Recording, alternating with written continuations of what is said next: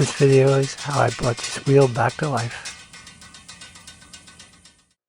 Before I start, let me preface this by saying I'm in no way an expert on bikes.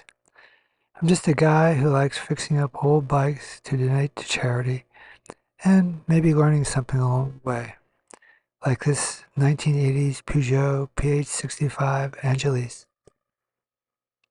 You don't have to spin this wheel too much before you can see how out of true it is. I tried to loosen up a few spokes to see if I could pull it back in shape, but it was too far bent for that. I really didn't want to take the whole wheel apart, but I didn't think I had any option, so I used a nut driver to remove all the spokes and took some photos before to see if I could put it back together the same way I had taken it apart. It has a 3-cross lacing pattern with 32 holes, so it's quite a bit of work. The rim was really bent. I wasn't quite sure whether I could do anything to straighten it out, but I figured I'd give it a try. I stood on it, thinking that maybe I could use my weight to do something to it, but nah. It really needed to be bent with a lot more force and using something so that I could really twist it back. So I wound up using my workbench and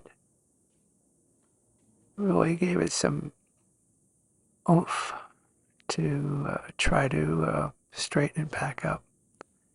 Took me quite a while testing it and pushing against the workbench to finally get it to the point where I got it reasonably straight.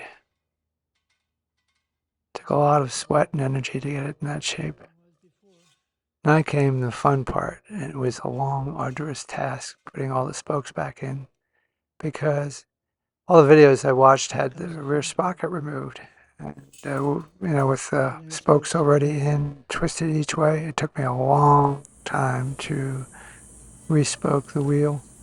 I didn't have a spoke tension checker, so the best I could do is I'd feel the spokes, and if they seemed loose, I would tighten the nipple to try to get them all tensioned, at least in the beginning, before I started doing the adjustment.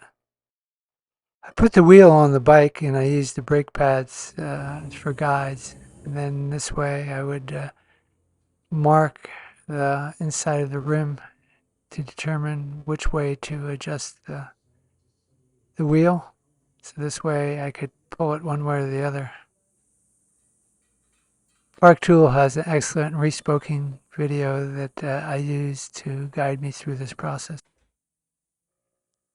I assembled the whole thing and I got it a lot better than before, because before it was either rubbing the chainstays or rubbing against the brakes.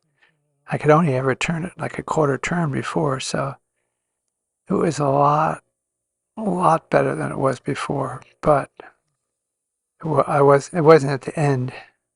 I wasn't even close to the end, because as you can see, when you turn the wheel, it's egg-shaped now. So it's true in one direction, but not in the other. So I didn't have a tool to check the dish of the wheel to see if it was off center. So I just loosened up all the spokes and I kept shifting everything around until it looked like it would fall within the brake pads, and that's what I did. I got it a lot better than I had it before. So it's still not perfect, but for a bike that's 40 years old, compared to where it was before, you couldn't ride it at all. I think it's quite an improvement, although having a touring stand and a dish device and a spoke tension checker would probably be a great addition if you're going to do any of this stuff, other than just going out and buy another wheel. Admittedly, it took me hours to do this, with all the spoke removal, putting the spokes back in, and then adjusting and readjusting. But it was a learning experience that I truly value because now I know a lot more about how wheels work than I did before. Thanks for watching.